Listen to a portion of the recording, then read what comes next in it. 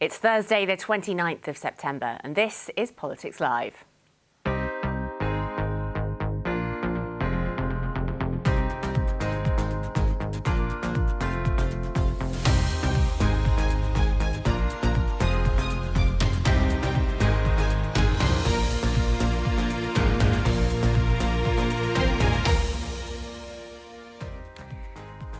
Hello, I am Elizabeth Glinker, and with me today in the studio we have the Conservative MP Andrew Bridgen, the Green Party co-leader Carla Denyer, former Special Advisor to Boris Johnson Oscar Redrop, and Policy Editor for the iPaper Jane Merrick. Today, after days of turmoil on the financial markets, the Prime Minister defends her economic plans. It was the right decision to take, and we need to continue to make sure we deliver the economic growth, we deliver the jobs and opportunities. Liz Truss says she won't change direction, but will something have to give? There is a limit to unfunded spending and unfunded tax cuts. Could that mean cuts to government spending? We're going to have iron discipline in sticking to those spending limits, and the efficiencies are to make sure we do that. More mortgage products are withdrawn overnight. I'm concerned about how much I can borrow and what that's going to be able to afford me moving on. Thank you, conference.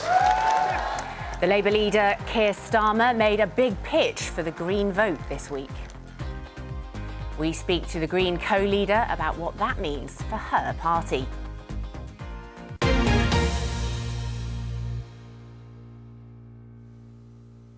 Now, the Prime Minister has been speaking publicly for the first time today following that intervention from the Bank of England yesterday to shore up the bond market. She's been doing a round of interviews for BBC Local Radio and TV. It followed days of turmoil on the markets following the government's so-called mini-budget on Friday. I have been in Downing Street this morning actually doing one of those interviews with the Prime Minister.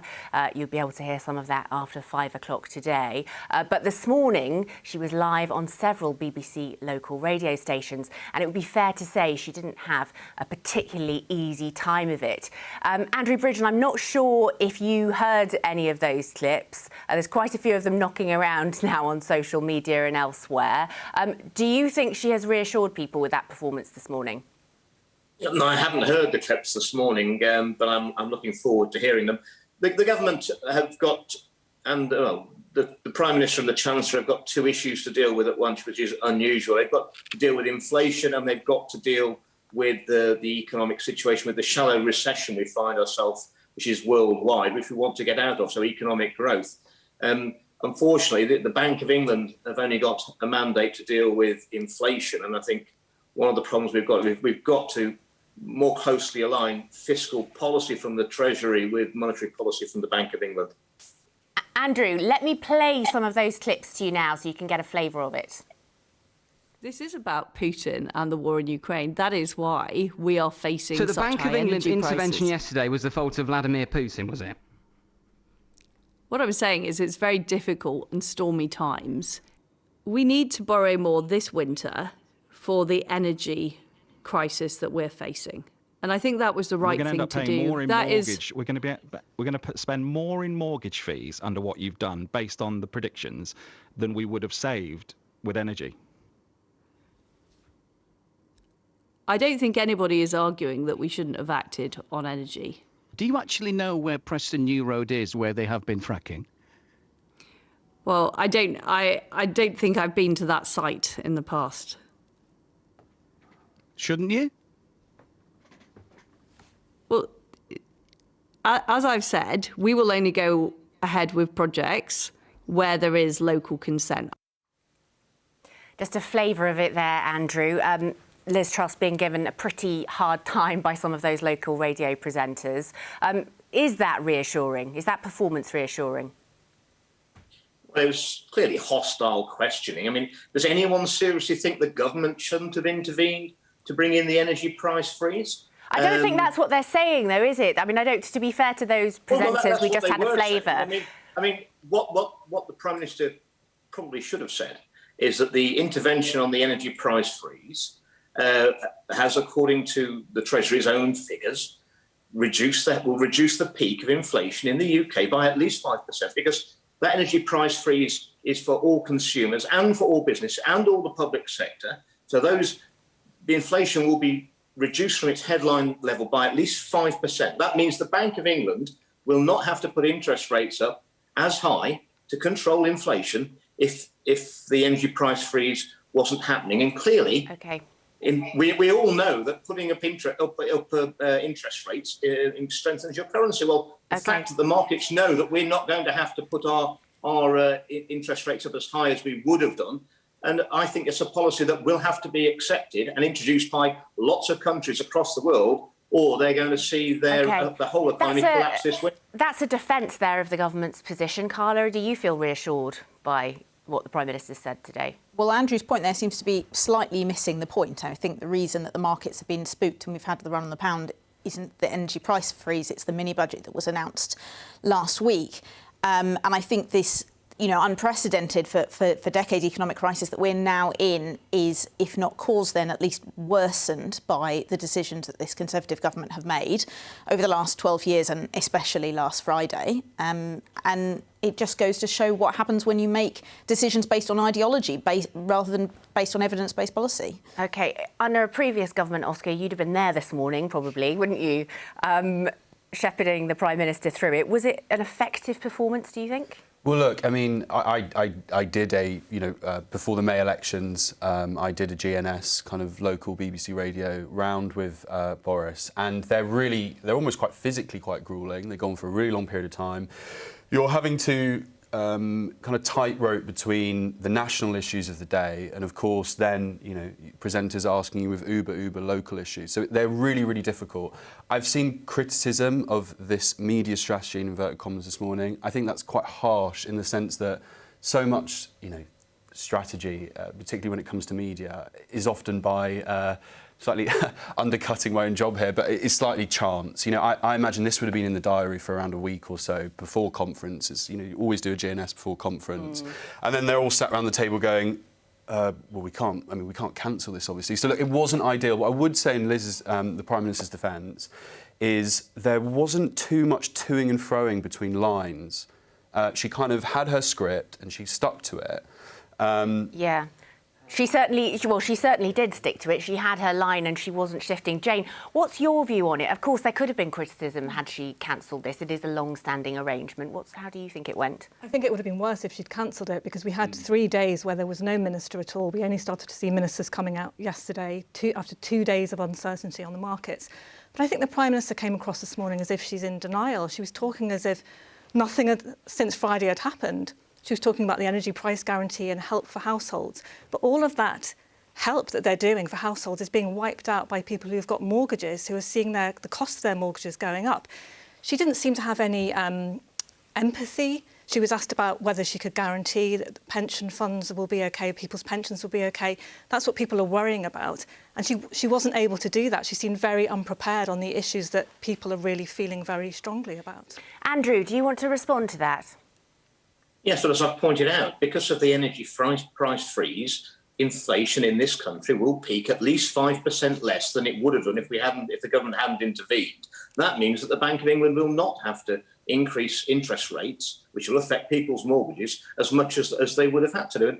And I don't see anybody defending the government's position. And do people not want to have an energy price freeze this winter for business and consumers? I think that was essential. That was most of the government's spending. What would the Labour Party have done? OK, we're going to stay on this issue now and dig a little bit more into the detail of what's happened over the last few days. This morning, the former governor of the Bank of England, Mark Carney, spoke to the BBC and he accused the government of undercutting the bank's policy and spoke about market instability over the last few days. Unfortunately, having a partial budget in these circumstances, tough global economy, tough financial market position, working at cross purposes with the banks has led to quite dramatic moves in financial markets, as we've all seen. Okay, former Governor of the Bank of England, Mark Carney there. And we're joined now by Shankar Singham, who is a former advisor to the government on trade, but also on Brexit. What do you make of what the former Governor of the Bank of England said there? It would be right to say, the vast majority of people are saying that the action that the government took on Friday has resulted in the mayhem that we have seen in the markets over the last few days. Do you agree with that? Do you at least concede that point? Well, I think the reaction in the markets is not entirely surprising. And I think the problem that the government has is what they've got to do right now, and I think the Prime Minister was pretty clear about this on the campaign trail, is they've got to do serious supply-side reforms, serious regulatory reforms, including tax cuts, and that these are going to be powerfully opposed by all kinds of forces. So I think you have to differentiate between... Can I just, you mentioned supply-side reforms. This is thrown around a lot. We've heard it a lot in the last week or so. For most people, they're a little bit confused about what that means. Just tell them. So essentially, what you have to do is you have to lower the level of distortions in the UK market across a number of different areas. So certainly in areas like energy, in transportation, there are all kinds of distortions in the UK market. We've had anemic growth in the UK, really going back to before the financial crisis. And so now the problem with reform is to lower those distortions. What are you actually doing? You're actually having to essentially change the status quo. Well, there are lots of people, lots of powerful incumbent companies, vested interests and so forth, that benefit from those distortions. What do you mean? What do you mean by distortions? So, for example, a regulation that favours an incumbent company makes it more difficult for a new company, an insurgent company, an entrepreneurial company to actually be successful. And this is one of the big problems. So if you're trying to do that, your incumbent companies are going to object. You know, they have a nice privileged position. They're going to object. So they will fight very hard. Now, what you're seeing is a specific reaction from financial markets. So you have to differentiate from the market, which are businesses and consumers and so forth, and very specific financial markets like the gilt market and so forth. Now, the problem we have there is we have had low interest rates, artificially low interest rates, for a very long time. So people have got used to a lot of easy money. And if you get used to easy money, you start doing things that wouldn't make economic sense otherwise. And so there is you're going to get a severe reaction. You know, what they did on Friday is not actually that significant in terms of amounts of money. No, it's not really. I mean, you've taken away the 45% rate, which is about £2 billion, which is really not significant. You've lowered the base rate from 20 to 19. They've not done the NI, national insurance rises that they were, that they were clear they were not going to do. And they've telegraphed regulatory reform, but they haven't actually said anything about what specific regulatory reform they're going to do. So these are not massive changes. OK, interesting to hear that, because, Carla, they're not massive changes. Well, I think it would be a good idea if we spoke about this in more plain English. What the government announced on Friday is massive tax cuts for the wealthiest in society, where the lowest income households will benefit the least from these changes. We've already got one of the most unequal societies in Europe. These announcements will make things worse, not better. That inequality in the economy creates that instability, and that's why the markets have responded. They don't want that inequality. Even the IMF, hardly a lefty institution, have said that the government should think again because this level of inequality is too much. So, the first thing we need to do is U-turn, or persuade the government to U-turn on those disastrous decisions that just make inequality worse in this country. I think a U-turn's very unlikely because, purely politically almost, a U-turn from the Prime Minister at this stage exposes her Chancellor hugely to a point to a very acute point, and then obviously what happens then? More chaos, more unpredictability. Markets don't respond well to that, as we've seen. Anyway, so I don't think that's. But just very quickly on the supply side reform that is to come, there is a human story to be told about that. It isn't just kind of numbers and bullet points and all that kind of stuff that a lot of regular folk probably go. Well, it's about making things easier. It's childcare, it's infrastructure, it's transport. So I think if those plans can form in the coming weeks and months, I actually think we won't get a U-turn very quickly. But I think that, OBR report, I think there was probably an error there, and rushing ahead with stuff without that. I think that probably needs to be brought forward. I know the 23rd of November is when they kind of build out funding and supply side plans, and I think that probably, due to pressure, a mistake will come forward. I think they can't leave a vacuum. Politics as opposed to policy is what you're saying. Let's have a look on the subject of U-turning. I'm just going to show people, Shankar, your tweet from yesterday. If Margaret Thatcher had responded to the conventional wisdom, she would have U-turned in the 1980s as a response to the 364 economists who claimed her plans would bankrupt Britain, and we would not have had the vibrant city of London or the economic growth of the 1990s. And I think there's a second part to this as well. Or maybe there isn't. No, it's not. We're not getting the second part of your tweet. But, you know, so it kind of sounds a little bit, though, to a lot of normal people listening to this. They're like, OK, right, but this is people in their ivory towers talking about economics and economic theory and supply side.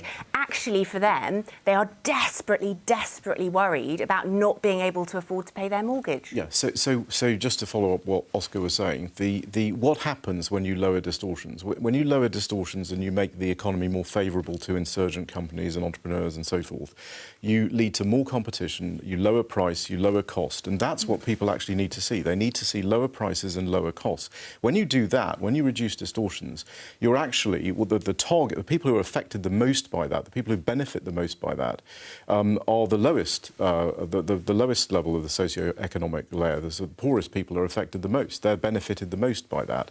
Now, the problem is, and the problem that the government will have, and why I think they need to keep on this course and not deviate, is that those will be objected to by those powerful people who benefit from it. And, you know, the IMF does not have a very good track record of focusing on regulatory reform. They focused entirely on macroeconomic reform, and that has led to the cronyism in the former Soviet Union and Central and Eastern Europe and so forth. And so, you know, it's rather interesting to hear the IMF talking about inequality, because actually a lot of their policies have promoted inequality. But what they need to do is keep on doing this. The tax cuts that were announced are the start of a programme of, you know, a series of things that need to be done. I think if Liz Truss had said that she wanted to cut taxes, and Kwasi Kwarteng had said, we're going to cut taxes, but done it in a very stable way with full OBR forecasts, which, by the way, they said they stood ready to go. They wrote a letter to the Treasury Committee on the 26th of August saying we can provide full detailed forecasts. So it's not true that they weren't ready.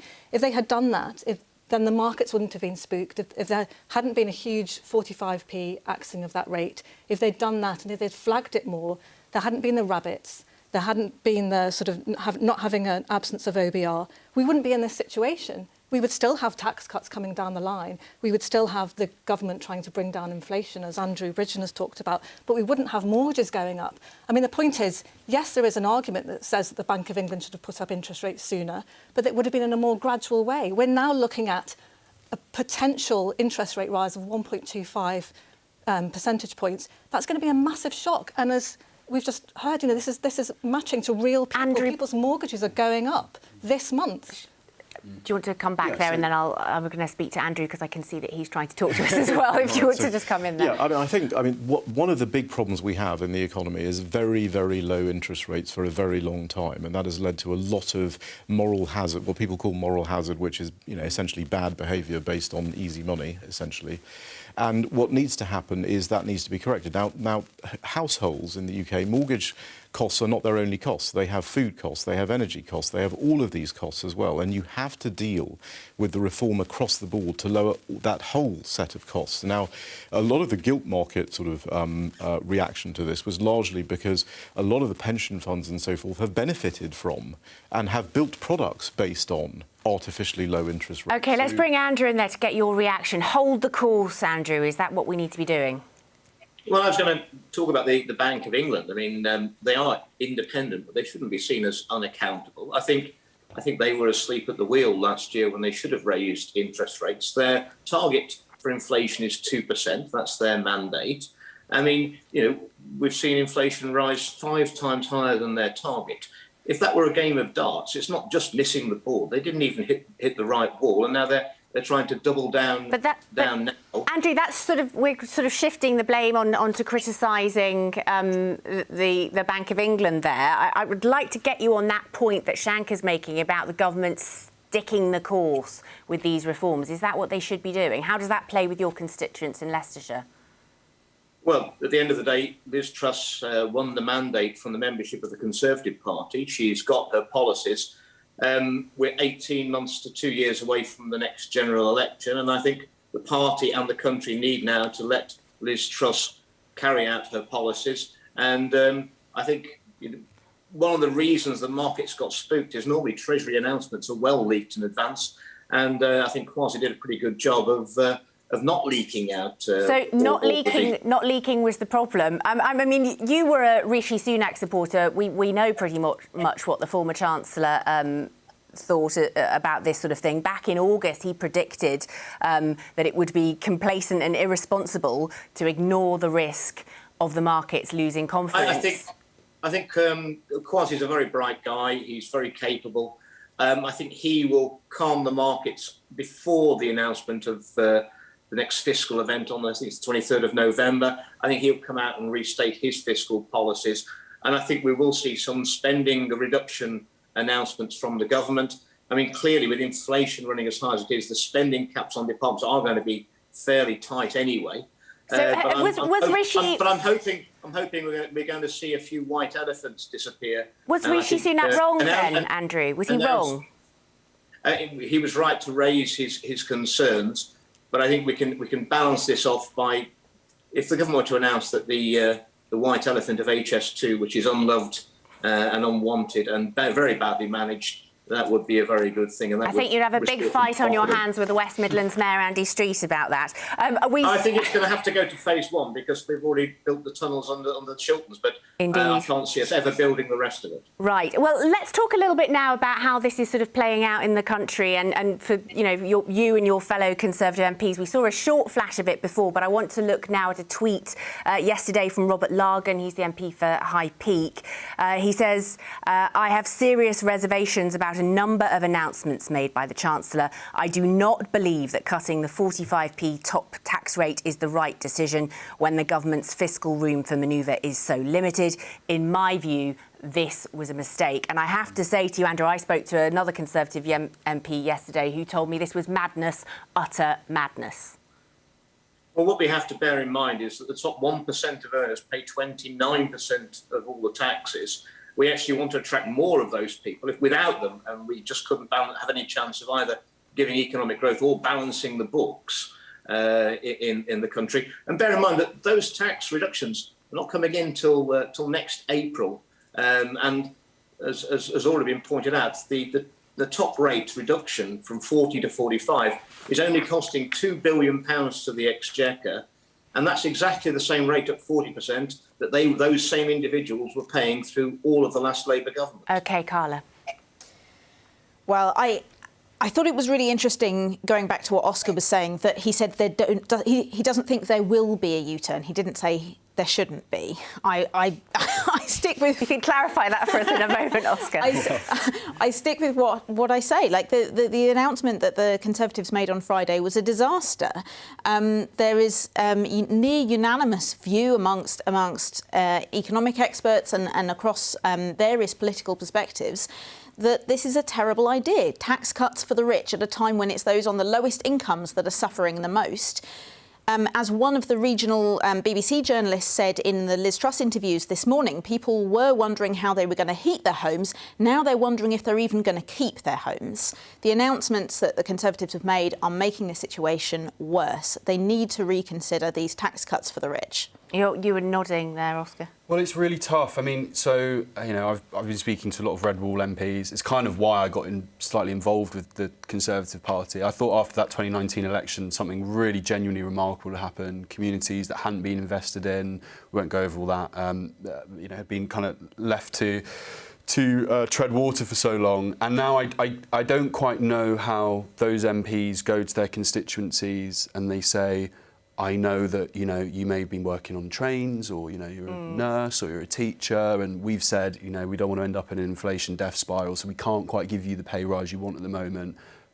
However, if you're a banker, and I know I'm really oversimplifying it, but I'm just in terms of how it's presented on the doorstep. That is what those MPs will be met with. It is more complicated than that, but that's not necessarily. Andrew, how are you going to sell it on the doorstep? Well, the policy is going to prove itself. We're going to deliver economic growth, which will balance out the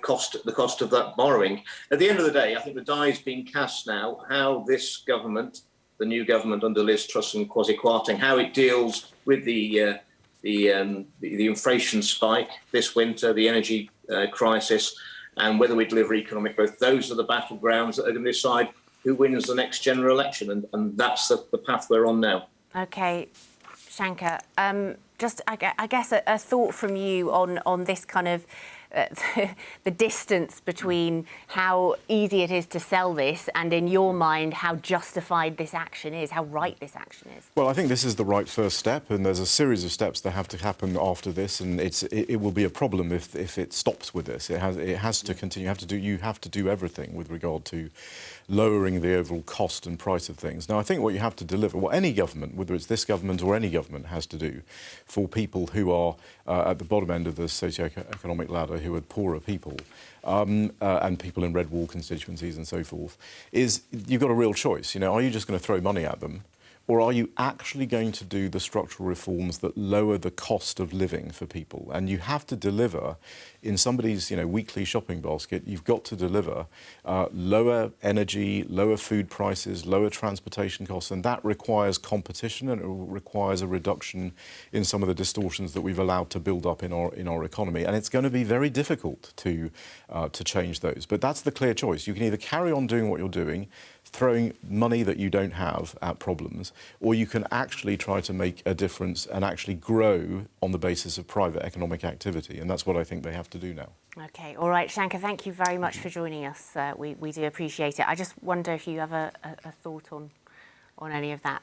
Yeah, I think it's interesting. We're talking about the red wall, and actually what has happened. I completely agree that there is a case to be made for tax cuts and growing the economy, and Liz Truss made a good case for that during the leadership campaign, and that's probably why she won. But everything that's happened since Friday is completely self-inflicted. I mean, you've talked about tackling problems. They've created a whole new set of problems from going ahead with this reckless, it wasn't a mini budget, it was half a budget. It was called a plan for growth, but the plans for growth weren't in there. It was all about tax cuts. So it was the execution of that plan that has led to where we are now, which is a complete crisis, and it feels like the Prime Minister doesn't really appreciate that. OK, all right. And Oscar, I thought it'd be quite interesting to hear from you. What do you think your former boss, clearly there were quite a few highly charged moments when he was in Number 10, but what do you think? Didn't notice those. I just wonder, what do you think he's making of this? Well, look, this is the very genuine, honest answer. So when you work very closely with Boris, there's this perception of him that he is a kind of ambitious and, only for his... But I genuinely saw someone who was completely exercised by levelling up the country. And I think that Boris... And we used to... It was really interesting, actually. When we used to go on trips, we used to go to places like Teesside, and there'd be people literally hanging out their flat windows, kind of trying to take a picture of him. Like, Boris. He did really connect with those areas of the country. So I genuinely think he will just be sat there, really hoping that the government get on and deliver for those people. And if that's via tax cuts and growth, brilliant. If that's in time investment. And I have to say, these investment zones that the government have proposed, which has kind of gone, for obvious reasons, largely unspoken about, I think is an exciting policy, and he'll just want the best for those communities. Okay, and no return to. I've absolutely no insight on that to bring us on that. Not at all. Okay, I'm going to bring in now, introduce our Shadow Treasury Minister, Abina Obong Azari. Thank you so much for joining us. We're really happy to have you with us. I don't know if you've been listening along to some of the discussion we've been having about the economy. Labour. Labour calling for the mini budget to be completely scrapped, and yet actually there's a lot in this budget that Labour wouldn't change or would have done the same. So you would have still cut the basic rate of tax by 1 penny. You would have still scrapped the national insurance hike. Lots of it you agree with. Firstly, I want to say that the announcement that the government did on Friday is something that a lot of people are saying, which isn't just Labour, was that it was irresponsible. The reason that we have huge concerns about it was the fact that it was made in the fact that there's an increase in energy prices, increase in inflation, and interests are going up. And this was not the time for the government to be doing this. It was irresponsible of the government to put forward a bunch of unfunded tax grant cuts funded by borrowing on top of it without a clear plan in terms of how to do this. I've also seen interview after interview by Conservative spokespersons that are trying to shift the blame onto the Bank of England and also trying to blame the current global situation. The fact that this has happened is not, the market is not in turmoil because of the global situation or because of the Bank of England. It is in turmoil because this government has acted irresponsibly. There are a reckless set of announcements that this weekend we've seen the Chancellor double down. Can I just put this to you? According to the Institute for Fiscal Studies, your plans would reverse less than half of the 45 billion in tax cuts that was announced last week. You want to keep those things that I've mentioned. You want to keep the cut on the basic rate. You want to keep the national insurance cut. You've signed up to the idea of the energy bailout. You would also have to borrow, wouldn't you, if you were in government? Well, first of all, what we'll do is we'll have a clear costed plan. What we'll also make sure is that the OBR would be published. We haven't seen the government publish this. So there's difficulty in terms of transparency in addressing the economic situation that we're in. We have a strong set of fiscal rules that we will say that we'll pay for on a day-to-day spending with tax receipts. This is completely different to what the government has done this Friday, where they've made a bunch of announcements without any clear plan as to how it will be costed. And the people that are really going to be hurt by this are those hardworking people on low incomes. And that's not what Labour is doing. We are making sure that during a time of crisis, that we are putting those individuals that need the support right now to be given the support they needed. And we'll make sure that our borrowing is responsible. And that's why we make sure that the OBR is involved in this as well. So we're not just coming up with reckless announcements, which the government has done right now. Well, you say reckless announcements. I mean, the government has said it is looking for efficiency savings within departments. You're part of a Treasury team, a shadow Treasury team that wants to be taken seriously. If you were to get into government, you would also have to be looking for those savings, wouldn't you? We would be looking at those savings, but we would also do it in a responsible way. We would make sure that we wouldn't be borrowing in a way where we didn't know where the money was coming forward. We'd also have to look at the situation that we've inherited from the government, because at the moment, you know, we're seeing a complete turmoil in terms of decisions that are being made with this government, and increasingly, day by day, we're seeing reckless decisions being made. We would make sure that we would put proper processes in place and make sure that we have a clear plan to do that. And that's something that we've always been consistent. We've always properly scrutinised the government in terms of things that they put forward. And as you know, this is a perfect example in terms of our windfall tax proposals, our concerns about the implementation of the increase in national insurance contributions. When the government put it forward, we said this was not the time to be implementing this. Andrew, months later, we're seeing the Prime Minister now doing a U-turn on the issues that we raised as a concern. Andrew Bridgen, can I get your reaction to that? Well, we've got Labour sniping, as always, from the sidelines. I think one of the problems we've had this week is talking about the mini budget. Labour have had a free pass at their conference to come out with their ludicrous and unfunded policies, which basically have gone unchallenged. And I just remind your viewers, the last time we had a Labour government, in charge of the Treasury, Gordon Brown sold off our gold reserves, announced he was dropping the biggest amount of gold onto the market the world had ever seen in advance, dropped the market, then dropped the gold on. If he hadn't done that, those gold reserves would be worth 4.5 times more than they were when he sold them. And that's what Labour does when they're in power, and they claim to be a responsible party for the economy. It is ludicrous. Look at their track record. Abner, ludicrous. Well, first of all, I think Andrew is living on a completely different planet. This Tory government has been in power for the last 12 years. We have seen that it is currently in crisis, where we're seeing mortgages, packages being taken away because of the fact of this irresponsible decision that has been made by the government on Friday. And also, I also want to point out to the fact that what frustrates me about this government is they are continuously not listening to people. We said as a party, for example, that there should be an energy price freeze. And that was something that we raised a number of months ago. And it's now that this Conservative government is now putting this forward. They've been too slow to react to the current situation. They've been too slow to put forward recommendations. They are constantly doing a U-turn and taking forward proposals that Labour has put forward. And I have to say, Andrew, you keep going about the fact that when Labour was in government, your party has been in government for 12 years. Please, can you speak to the Prime Minister and urge her to take action right now on what is happening, because it's an absolute disaster. She seems more concerned about her reputation and looking good instead of admitting that they have got this completely and utterly wrong. Andrew. Well, there's an ideological difference between the both sides of the chamber now, between the Labour Party, and that's reassuring in a way, because I can assure your viewers that when the whole of Parliament agrees on anything like lockdowns, it's always going to be a disaster for the country. We'll see how the Conservative growth plans play out, but we're in the hot seat at a time when we've got a spike of inflation and we need to stimulate growth. We do need to coordinate the fiscal and the monetary policies.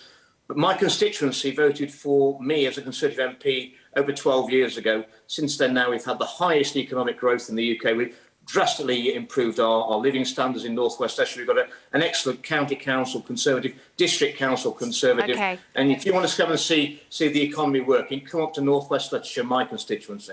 OK, Abner, do you want to just come in there quickly? Are you shaking your head?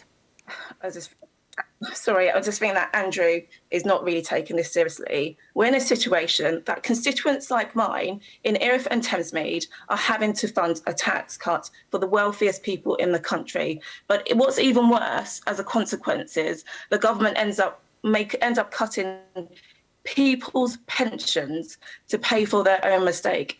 Andrew, do you not think that is wrong? Do you think that the government should be taking action to address this? And can you please speak to the Prime Minister and ask her to publish the OBR so that there is better transparency? And can you ask her to also work with the Bank of England to make sure that we can address this crisis that your Prime Minister has put the country in? Andrew.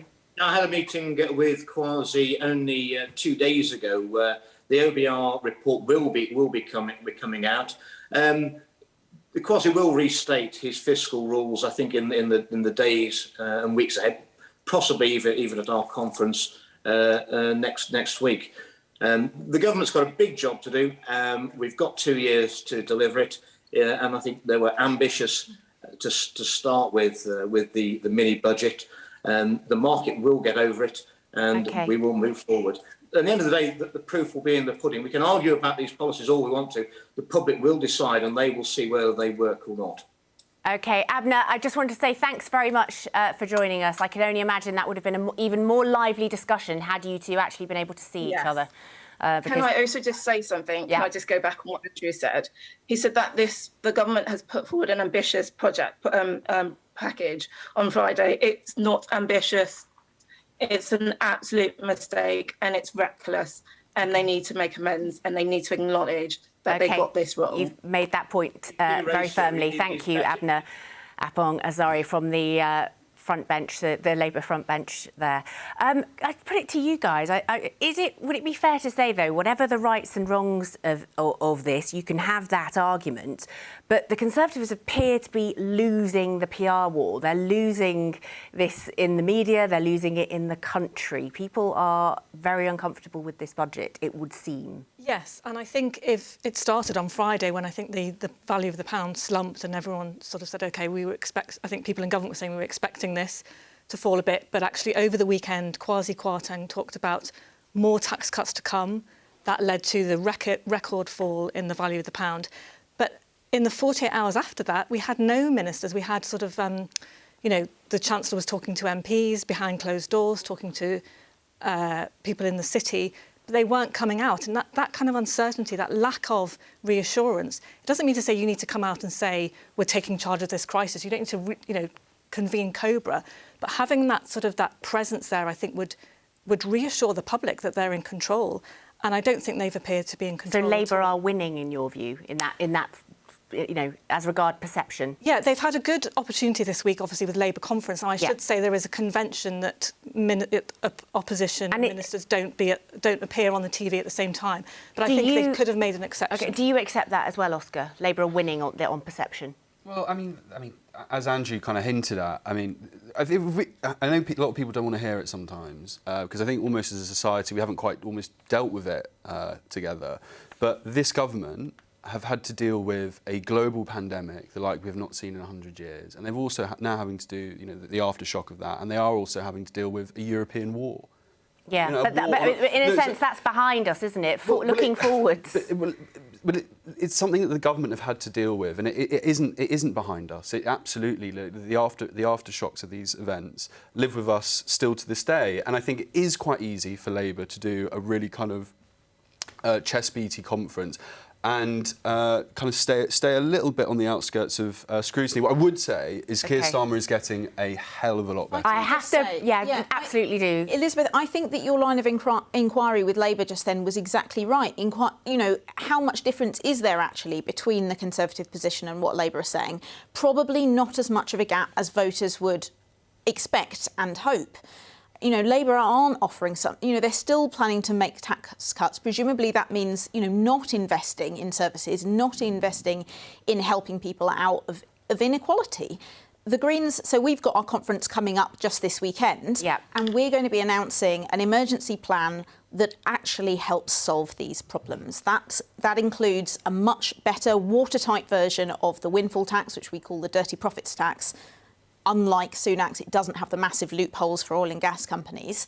And we're going to be bringing in or announcing our plans for a wealth tax. So that's pretty much the opposite of what the Conservatives are doing. Rather than massive tax cuts for the very richest in society, we're saying they should pay a little more, a small amount more, in order to fund the massive investment in home insulation and the massive ramp-up of renewables that we need in this country that will stabilise the economy and will bring down energy bills for good. Not to mention it's anti-inflation. He sort of parked his tanks on your lawn, didn't he, at the Labour Party conference? There were some big green announcements. Are you concerned by that? Actually, if you look into the details, they're not nearly as big as he tried to make them sound. A lot of the announcements on sort of green issues were really just re-announcing things that they'd already said. Their targets on renewables were not as high as ours in the Greens, and nor were they as high as the science demands in terms of how quickly we need to go on decarbonisation. There's lots of areas where they could have gone further. Yeah, it hadn't escaped my notice that they had stolen our slogan. I guess imitation is the greatest form of flattery, It's difficult with slogans, isn't it? Because once they're out there, they're kind of readily available, I guess. Their conference slogan is literally almost identical to the one that we used in our local election campaign, the one in which we won hundreds of seats, pretty even numbers off Labour and the Conservatives all over England and Wales. So they can see that the Green Party priorities are the ones that voters actually care about and want to see delivered. And that's why we're seeing an increased number of Green Party elected representatives all over the country. And I'm really looking forward to our conference because we've got that energy and that momentum that the other parties just don't have. OK, and it starts tomorrow and runs until? Sunday.